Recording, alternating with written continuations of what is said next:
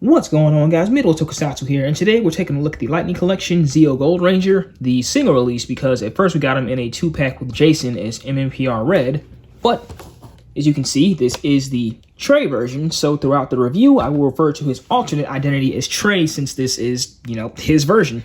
So as always, we'll start off with the box art, take a look at the figure inside, look at the accessories, and also judge the civilian head. So, let's go. So with the artwork there, you have a decent view of the Gold Ranger. Comes to the side, it continues. A 3D rendering shot with the effects piece, which looks good. Nothing standing out is different there. More box art. Nothing on top. And your legal mumbo jumbo.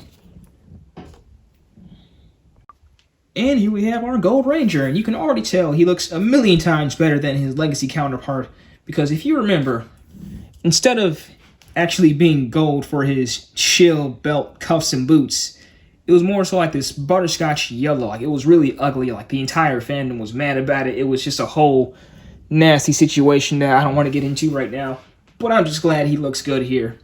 So with the figure, you get your weapon, his golden power staff, an extra pair of hands, which are just both closed fist, no big deal there, an effects piece, and a civilian head for Trey.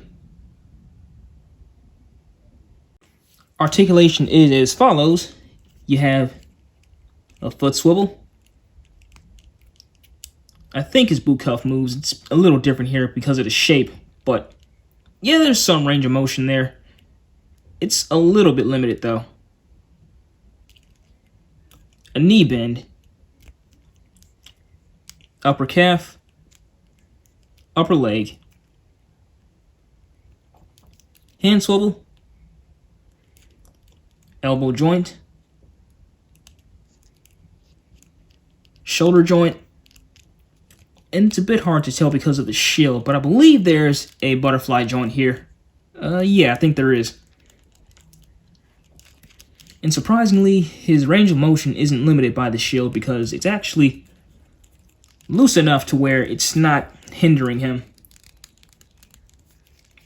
And then you get your ab crunch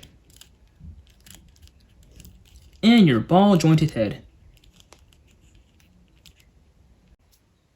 So, getting into poses, here he is with his golden power staff, and quick notes. So I believe that the San Diego Comic-Con version came with 2 versions of the power staff. One was like a condensed closed version of it, and then this one. So I don't mind having just the one here, but it would have been like a nice little gesture just to have both, just as an option. Here's the effects piece, which oddly enough, the box art shows it with the effects piece on top, but I feel like it more or less belongs at the bottom, where it can like kind of just hang off of the slider portion there. It just seems a little more appropriate. And the extra pair of hands, both of which are just closed fisted, like there's not much more you can really do with that. And here's our Trey head. Now props to them for pretty much getting this down flawlessly, because I'm not sure which one of the triplets they used here. I want to believe it's the one that always stands in the middle of them. But regardless, though, it looks just like him. Like, you cannot mistake that as anyone else but Trey.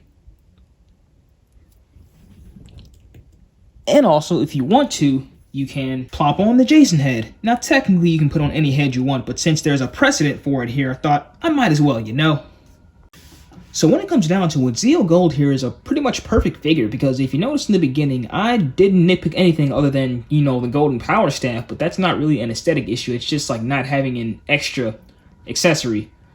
But aside from that, the figure is pretty much perfect. Like, I've noticed nothing missing. Like, they even got the little gold strip right here on his collar, which they easily could have left out due to having the shield kind of hide it, but they didn't though, so props to them for putting in the extra effort there. So that's going to just about do it here. So as always, be sure to like, comment, and subscribe. Be sure to like my Facebook page, Midway Tokusatsu. We are also on Twitter and Instagram. And this is Midway Tokusatsu, signing out.